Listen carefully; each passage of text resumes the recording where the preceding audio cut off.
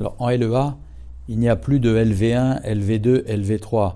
Il y a 2 langues étrangères, une langue A et une langue B. En théorie, ces 2 langues doivent être de même niveau à la fin de la 3e année. On ajoute à ces 2 langues la possibilité d'une langue d'initiation, une 3e langue. Donc, le néo-bachelier a la possibilité de choisir parmi une liste très étendue de langues d'initiation.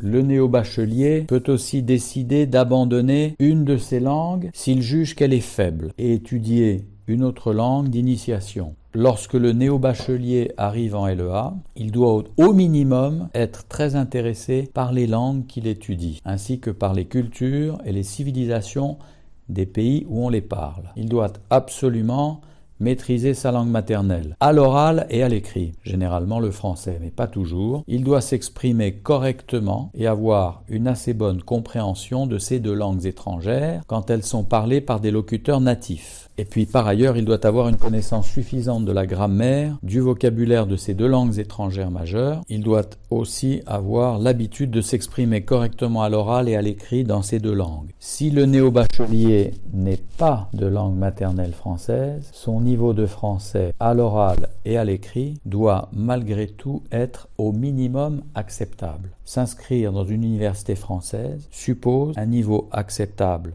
en français, à l'oral et à l'écrit, c'est-à-dire que, généralement, la qualité du français est non négociable.